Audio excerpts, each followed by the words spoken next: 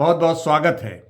नमस्कार राजेश जी, नमस्कार श्रोताओं। मुझे याद है मैं कैंप में गई थी, एक जोड़े वैसे भी आए थे जिन्हें शादी के तुरंत बाद बच्चा ठहर गया था और अब 8 साल हो रहा है और बच्चे नहीं ठहरे हैं और वो लोग काफी दिन से कोशिश कर रहे हैं। ये बात करीब 3 महीने पहले की बात थी जब वो लोग कैंप में मुझसे मिले थे। तो जो सामने समझ में आया वो था कि जो महिला थी उनका वजन काफी बढ़ चुका था और जब वजन बढ़ता है तो ये एक बड़ा कारण होता है बच्चा नहीं ठहरने का। अच्छा। क्योंकि जब वजन बढ़ता है तो साथ में उस महिला का मासिक भी गड़बड़ा गया था, यानी कि वो पीसीओडी से ग्रसित थे। अच्छा। तो मैंने उन्हें हिदायत दिया था कि आप वजन कम कीजिए और 3 महीने का दवाई खाइए। उसके बाद या तो उन्हें बच्चा ठहर गया तो बहुत अच्छी बात है, फोन करके हमें भी बताइए, हमें भी खुशखबरी दीजिए। लेकिन अगर बच्चा नहीं ठहरा तो अब जरूरत है आगे जांच की। या तो आप सीधा मुझसे फोन पर बात कीजिए ताकि आगे क्या करना है, कैसे बच्चा ठहरेगा हम लोग डिस्कस करें, या फिर आप हमारे क्लिनिक आकर के पूछें।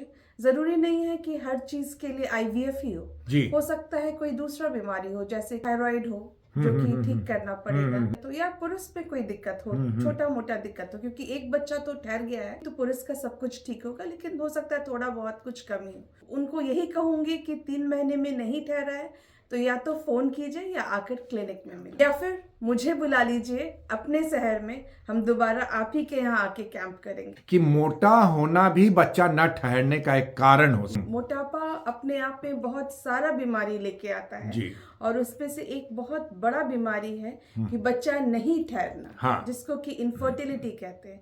और जब बच्चे ठहर भी जाते हैं तो उसमें भी एबॉर्शन का रिस्क बहुत ज्यादा हो जाता है। इसलिए वजन कम करना तो बहुत जरूरी है। और ऐसे कैंप में, मतलब एक नहीं, बहुत सारे कैंप में ऐसे बहुत सारे महिला आती हैं जिनको कि मासिक हर 2-3 महीने पे हो रहा है, यानी कि मंथली नहीं हो रहा है। और शादी के 4-5 साल या 10 साल हो जाते हैं और बच्चा नहीं ठहरता है। साथ में उनके ससुराल वालों भी अब सोचने लगते हैं कि इसको बच्चा नहीं होगा तो ऐसा ना दूसरा शादी करा दे। उनको भी मैंने मेडिसिन दिया था, यानी कि दवाई लिखा था 3 महीने के लिए।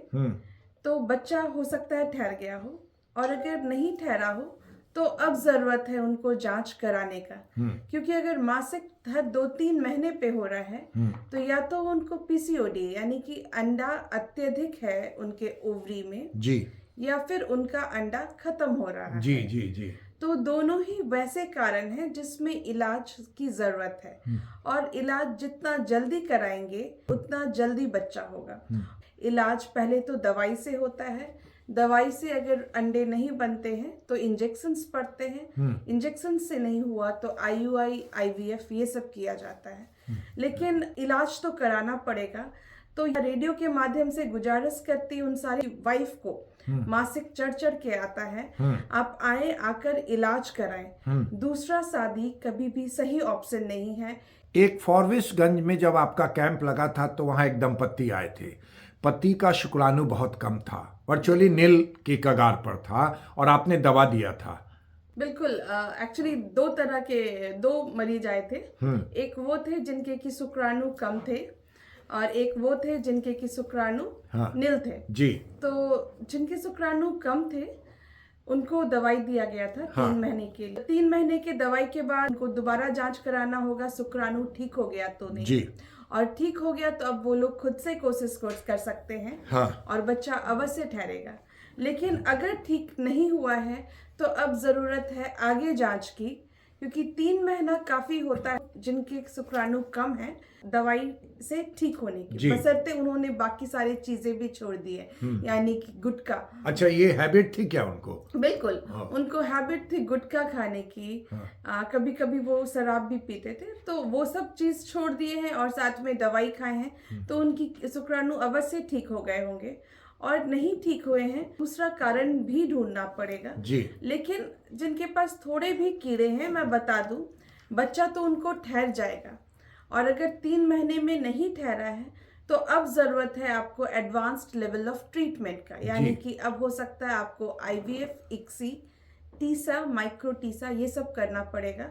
लेकिन आपको ये भी जान के खुशी होना चाहिए कि इलाज है, इसलिए आप उम्मीद मत छोड़िए, आकर के मिलिए और सही रास्ता समझिए और अपना इलाज कराइए। याद है टीबी वाली पेशेंट, बचपन में टीबी हुआ था, आपने सजेशन दिया था और शादी के काफ़ी साल हो गए हैं लेकिन बच्चा नहीं है। हाँ, टीबी इंडिया में बहुत कॉमन बीमारी है और भारत सरकार इसमें काफ़ी बहुत बढ़ चढ़ के काम कर रहा जी। है। मुफ्त में सभी का टीबी का जांच हो रहा है, टीबी का दवाई मिल रहा है। इनफैक्ट 9 महीना तक का जो दवाई है जी। वो मुफ्त मिलता है जी। लेकिन टीबी का दवाई खाने के बाद भी टीबी कुछ ना कुछ लक्षण अपना छोड़ देता है जी। जिसमें से एक प्रमुख कारण है टीबी जो है बच्चेदानी का जो नली होता है जिसे ट्यूब कहते हैं। हाँ। उसमें गड़बड़ी कर देता है, उसको जाम कर देता है और अगर जब ट्यूब जाम है तो बच्चे तो नहीं हो सकते हैं। तो मैं वैसे दंपति को यही बताना चाहूँगी जो टीबी के बाद जिनका ट्यूबल ब्लॉकेज हो जाता है और बच्चा होने का उम्मीद खो बैठते हैं तो उम्मीद नहीं खोना है। उसके लिए आईवीएफ एक बहुत ही सफल पद्धति है और इनफैक्ट आईवीएफ ऐसे मरीज जिनमें ट्यूबल ब्लॉक के कारण बच्चे नहीं ठहर रहे हैं उसमें सक्सेस रेट आईवीएफ का बहुत हाई है। मुझे बहुत अच्छा लग रहा है कि रेडियो वो माध्यम है जिससे मैं कैंप के सारे मरीज से आज सीधे सीधे बात कर रही हूँ।